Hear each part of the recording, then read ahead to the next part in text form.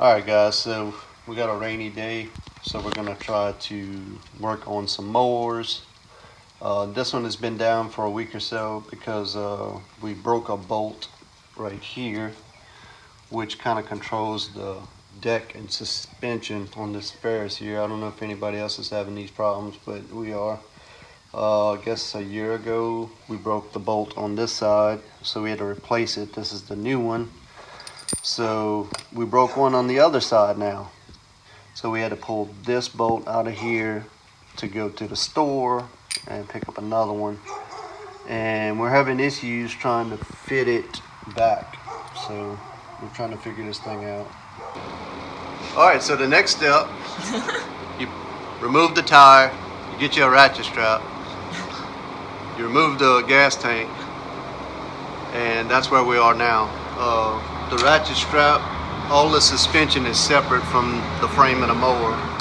So if I would loosen this up, you'd see this move this way, I think. Yeah, I think it moves away from the hole. So this is as tight as I can get it, it's close. And as I go up and down with this, you can see it moves, like so. I also have it on jack stands on the back because the tire's not there. But that's where we are now. The reason I took the tank off is because it goes down around the wheel right here and you can't have any kind of access to get in there. So I'll let you know if we figure it out. So I got this here wrench with a point. I guess you could do it with a big flathead screwdriver or a Phillips screwdriver, I mean.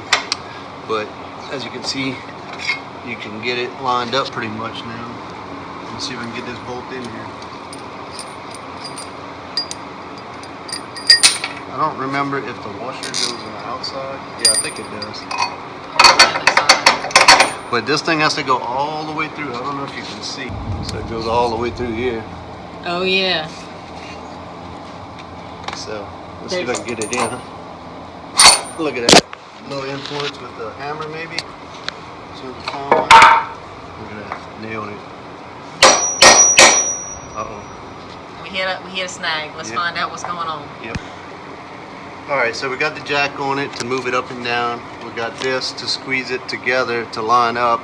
And what we used was this to start it, to get it close.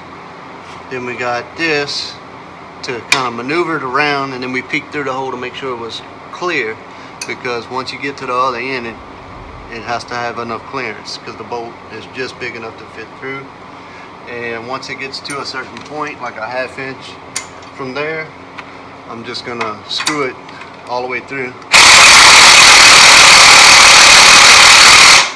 And then you put the nut on the back side. You want to show the back side? So we'll put the nut on that, and this side will be done, and we'll have to do the same thing on the other side. Fun times. So I'm not sure if it's supposed to have a washer on both sides. I don't remember when I pulled it out, but I think it would be smart to have a washer on this side as well as that side, just for added strength, because you got the room for it, it looks like. Just a little note. So we're going to put the gas tank back on.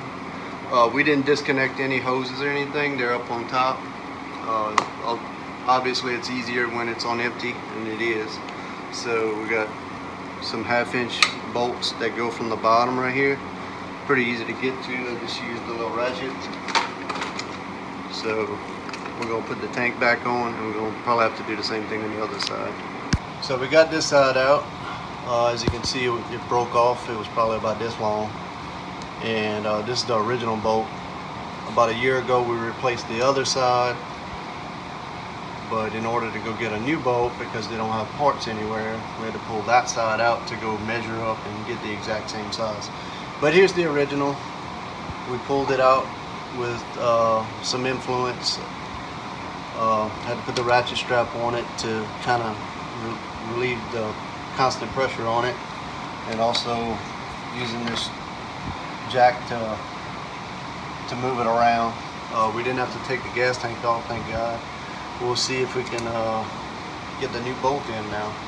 So hopefully you can hear me over all the rain and the fan I got on me, but this is where I hooked my ratchet strap, and at that point I hooked it over here, and that just kind of makes the suspension move to where you need. But that bolt went right in, no problem on that one. That's a 3/4 inch grade 8 bolt. And I don't know if it's worth mentioning, but we were trying everything. We had to jack up the front end so we could try to move the suspension on the front, you know, to make that move.